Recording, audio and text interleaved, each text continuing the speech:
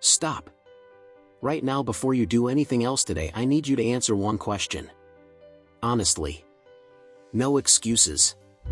Are you still waiting? Or have you already given up? Because here's what I know about you. You have a dream. You have had it for a long time. Maybe years. And every single morning you wake up thinking about it. And every single night you go to sleep wondering, why is it taking so long? Why are other people getting ahead of me? Why does it feel like no matter how hard I try, I am still standing in the same place? I know that feeling. And today, in the next 25 minutes, I am going to show you exactly why that is happening. And more importantly, I am going to show you the one principle that will change everything. It is not complicated. It is not a secret. But it is the difference between the people eating at the table of success right now and the people still standing outside, watching through the window. Stay with me. Because this is the video that will finally make everything click. My name is Shani, and welcome to Apex Mindset, where we give you the tools, the truth, and the fire you need to build the life you were made for. Let me ask you something. Have you ever been to a buffet dinner? A real one. The kind where you walk into a big hotel and there are 40, 50 dishes laid out in front of you. Everything you could ever want. Shrimp, steak, pasta, desserts, all of it. As much as you want. No limit. No extra charge. Now picture this. There is a long line to get to that buffet table. The people at the back of the line are staring at the people at the front, watching them fill their plates, watching them eat, watching them enjoy everything the hotel has to offer.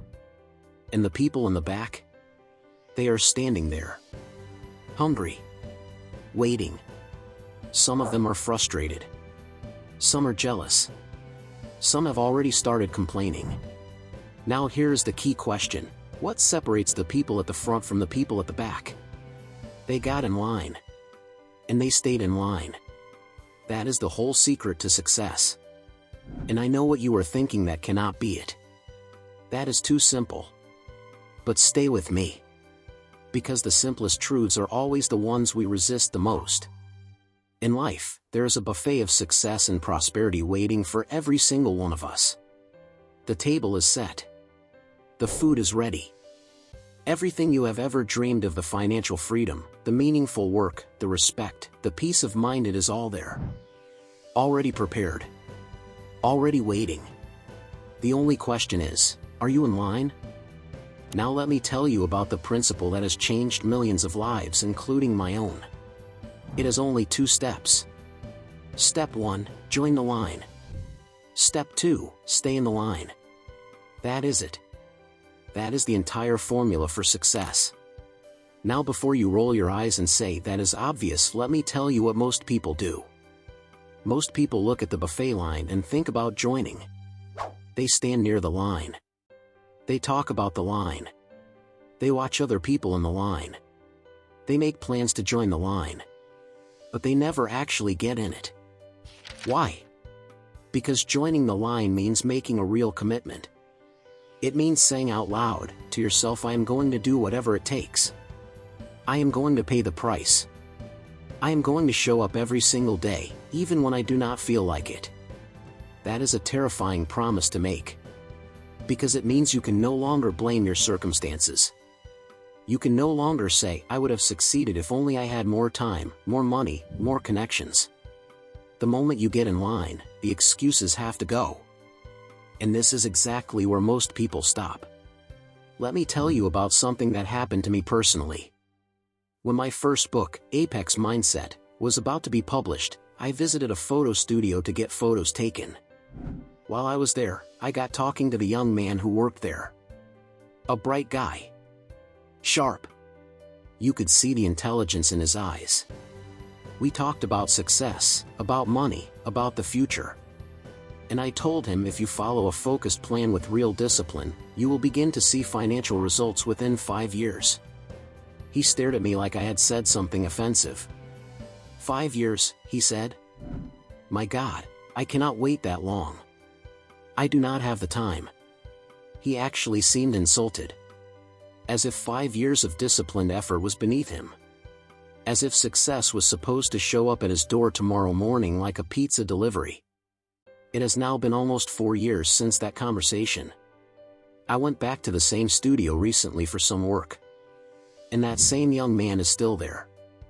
Same job. Same salary. Roughly the same place in life. He never got in line. He did not have time to wait 5 years. So instead, he waited 4 years and got nothing. Think about that for a moment. The people who say I do not have time to build something great always seem to find plenty of time to stay exactly where they are. Do you have time to get in line? Or are you going to keep watching other people eat? Here is a relatable everyday example. Think about anyone you know who complains that they never have money. But they spend hours every night watching Netflix. They spend weekends at the mall. They spend money on things that disappear in a day. They are not in the line toward financial freedom. They are standing next to the line comfortable, distracted, and wondering why their plate is still empty. Joining the line is a decision. It is the most important decision you will ever make. And it starts with a promise you make to yourself. Not to your parents. Not to your boss. Not to your followers. To yourself. The promise is this: I will improve myself at every step. I will not settle for less than my best. I will be willing to pay the price, whatever that price is, to reach the front of the line. And I will make discipline the foundation of my life. Because Jim Rohn, one of the greatest minds in personal development, said it best: there are only 2 kinds of pain in life. The pain of discipline and the pain of regret. The pain of discipline weighs ounces. The pain of regret weighs tons. Which pain are you choosing right now? Before we go any further, if this message is already landing somewhere deep inside you, hit that subscribe button right now. Every week on this channel we deliver content like this, content that is designed to shake you awake and move you forward. You do not want to miss what is coming next. Subscribe right now. It takes 2 seconds. Go ahead. Now I want to tell you about a young man who got cut from his line completely. They removed him. They told him he was not good enough. And instead of leaving, instead of finding a different line, he went home, cried, and then came back more determined than anyone had ever seen before. That young man is Michael Jordan. Before Michael Jordan was the greatest basketball player who ever lived, before the 6 championships, before the 6 MVP awards, before the iconic shoes and the global legend, he was a 15-year-old boy in Wilmington, North Carolina, who tried out for his high school varsity basketball team. And he did not make it. The coach looked at the list of players and did not see enough in Michael Jordan to put him on the varsity squad. He was told to play on the junior varsity team instead. And while his friend Leroy Smith, who was taller, made the varsity roster, Michael Jordan had to go home and face his mother with the worst news of his young life. He did not quit. But he was devastated. He went home and cried.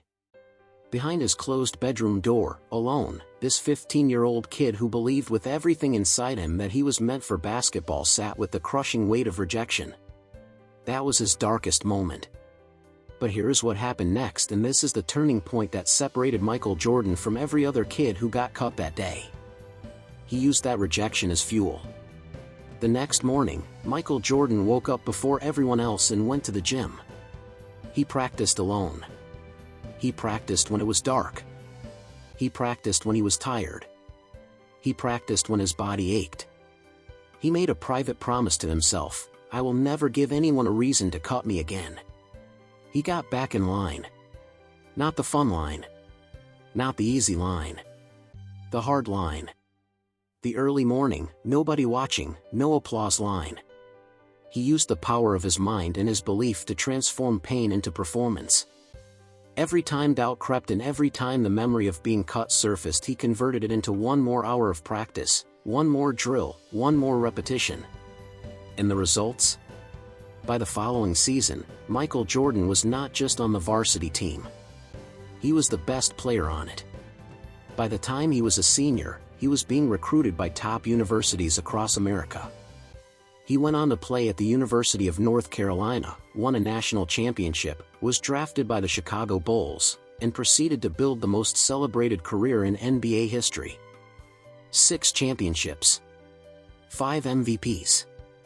2 Olympic gold medals. The most recognizable athlete on the planet. But none of it, not one trophy, not one ring, not one endorsement would have happened if a 15-year-old boy had not made a choice to get back in line after being cut out of it. Here is what I want you to take from Michael Jordan's story. You may have been cut before. Someone may have told you that you are not good enough. A boss. A parent. A teacher.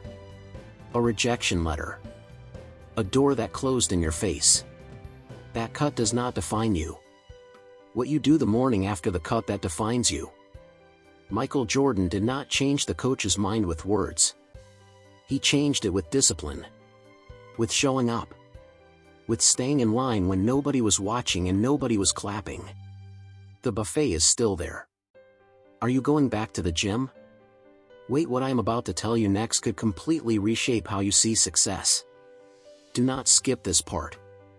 Now let us talk about what happens after you join the line. Because joining is just the beginning. The real test, the test that most people fail, is staying in the line. This is where it gets hard. And I mean really hard. Because once you are in the line, things will happen that will make you want to leave. Your patience will be tested. Your courage will be shaken. There will be nights when you ask out loud, God, when will this be over? When will my efforts finally pay off? How long do I have to keep going like this? Those moments will come. I promise you, they will come. And here's the thing that will hurt the most: you will watch other people cut the line. You will see people who did not put in the work. People who took shortcuts. People who lied, cheated, manipulated, or bribed their way to the front. And their plates will look full. And you will wonder, is this honest? Is the line even real? Why am I standing here doing everything right when this person who did everything wrong is ahead of me?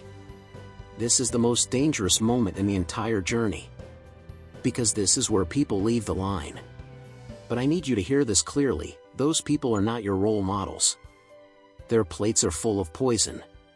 Success built on shortcuts, corruption, dishonesty, and taking advantage of others. That success does not last.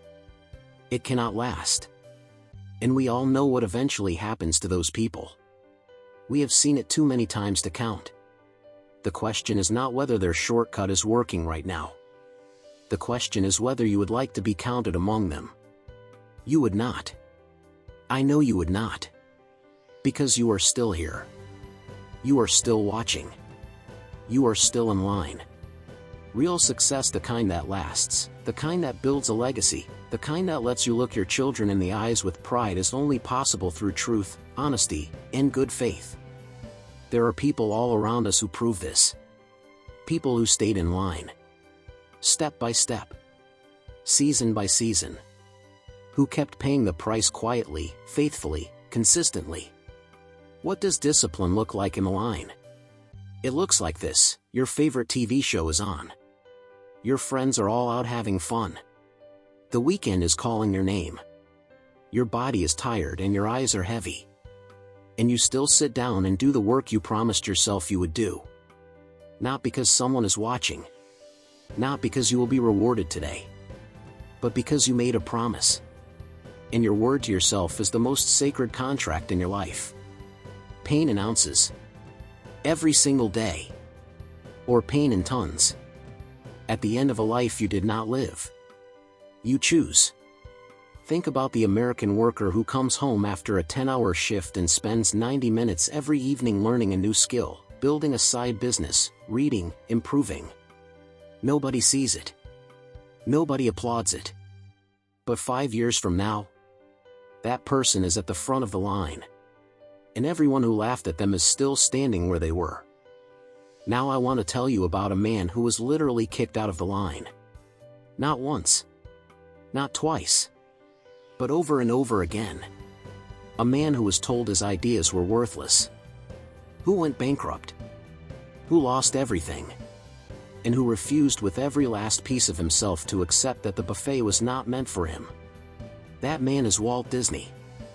Before Walt Disney built the most magical empire in entertainment history, before Disneyland, before Mickey Mouse, before the films that defined childhood for generations of American families, he was a young cartoonist in Kansas City, Missouri, who could not keep a job. His first employer, a newspaper editor, fired him. The reason? The editor said Walt Disney lacked imagination and had no creative ideas worth publishing. Let that sit for a moment. Walt Disney, the man who would go on to create the most imaginative world in the history of entertainment, was told he had no imagination. That was not the end of the rejection. Walt started a small animation company called Laugh-O-Gram Studios. He poured everything into it. He worked tirelessly. He had a vision that nobody else could see yet. And then the company went bankrupt. He lost it all. He arrived in Hollywood with $40 in his pocket and a suitcase. He tried to become a director. He was rejected everywhere. Then came Mickey Mouse. Walt believed in this little cartoon character with everything he had. He shopped Mickey Mouse to every studio and distributor he could find. He was rejected over 300 times. 300 rejections. 300 times someone looked at his vision and said no. Not good enough. Not interesting. Nobody will care about this. Here is the turning point. Walt Disney did not change his vision. He did not water it down. He did not compromise it to make other people comfortable. He stayed in line. With a certainty that was almost unreasonable, almost illogical, he held on to what he believed was true. He used the power of his mind and his belief to sustain a vision that the entire world kept trying to kill. He poured his energy not into convincing the doubters but into building the dream so big that it would eventually be impossible to ignore. And then one theater owner took a chance on Mickey Mouse. And everything changed. Steamboat Willie debuted in 1928. Mickey Mouse became a phenomenon overnight. Walt Disney never looked back. By the time of his death, Walt Disney had built an empire that included theme parks, film studios, television networks, and one of the most recognized brands on the planet. His net worth in today's dollars would be in the billions. More importantly, his work has brought joy to hundreds of millions of people across every continent on Earth. But here's what Walt Disney said himself about the journey. All our dreams can come true, if we have the courage to pursue them. He did not say if we have the talent. He did not say if we have the money. He said courage. The courage to stay in the line when every single sign is telling you to leave. 300 rejections. And he kept walking forward. How many rejections have you had? 2? 5? 10? And you are considering leaving the line? Stay. Walt Disney stayed. Right now in the comments below this video, I want you to write the one line you are standing in. What is the buffet you are working toward? What is the dream that brought you here today? Write it in the comments. One sentence. Declare it out loud. Because the moment you write it publicly, something shifts. It becomes real. It becomes a commitment. Write it now. I read every single comment. Now I want to talk about something that no one ever tells you about the buffet line of success. There is a price of admission. Not a fee you pay at the door. Not a number on a ticket. A price you pay every single day. In time. In energy. In sacrifice. In the things you choose not to do so that you can keep doing the thing you promised yourself you would do. The people at the front of the line did not get there by accident. They got there because they were willing to pay that price, repeatedly, consistently, without guarantee of when the reward would come, while most people around them were not willing to pay it. And here's the question that will define your entire life. Are you willing to pay the price? Not when it is easy. Not when you are motivated and inspired and full of energy. On those days, everyone pays the price. The question is whether you pay it on the hard days. The sick days. The disappointing days. The days when nothing is working and everything hurts and you cannot see any progress at all. Those are the days that put you at the front of the line. Because on those days, most people stop. Most people rest. Most people say I will get back to it tomorrow. And tomorrow they say the same thing. But the person who pays the price on that day, the hard day, the ugly day, moves forward. Not by a mile. Maybe just by 1 inch. But in the buffet line of success, 1 inch a day for 5 years puts you at a completely different place than where you started. This is what it means to make discipline your motto. Discipline is not punishment. Discipline is not suffering for its own sake. Discipline is the decision to honor the promise you made to yourself even when every other part of you is demanding that you break it. And here is the beautiful, powerful, almost magical thing about discipline: it compounds. Every day you show up, it gets slightly easier to show up the next day. Every step forward in the line makes the next step a little more natural. You build momentum. You build identity. You stop being someone who is trying to be disciplined and you become someone who simply is. You become the person who shows up. And the people around you begin to notice. And more importantly, you begin to notice. And that changes everything. Now I want to tell you about a woman who had every reason in the world to leave the line. A woman whose life had collapsed completely financially, emotionally, personally. A woman who was standing at the back of the line, barely holding her plate, barely holding herself together. And who still stayed. That woman is J.K. Rowling. Before J.K. Rowling wrote the most successful book series in human history, before Harry Potter became a global phenomenon that has sold over 600 million copies in 84 languages, she was a recently divorced single mother living in Edinburgh, Scotland, surviving on government welfare benefits. She was clinically depressed. She described herself later as having been as poor as it is possible to be in modern Britain without being homeless. She did not have enough money to heat her apartment. Her baby daughter was sleeping in a crib next to her as she wrote, wrapped in extra layers to stay warm. Her marriage had failed. Her dream of being a writer felt like a fantasy that the world had long since moved on from. The people around her, well-meaning people, loving people, quietly suggested that perhaps it was time to be realistic. To get a stable job. To stop chasing something that clearly was not working. That was her darkest moment. But here's what J.K. Rowling did in that cold, dark apartment with her baby daughter beside her. She wrote. Not on a laptop, she did not have one. She wrote by hand. On napkins. On scraps of paper. In coffee shops where she would nurse a single cup of tea for hours because it was warm inside and she could not afford to heat her home. She had an idea for a story. A boy. A school for wizards. A world where magic was real and the ordinary could become extraordinary. And she believed in that idea with a ferocity that her circumstances had absolutely no right to explain. She used the power of her mind and her belief to separate the reality of her current situation from the reality of her future.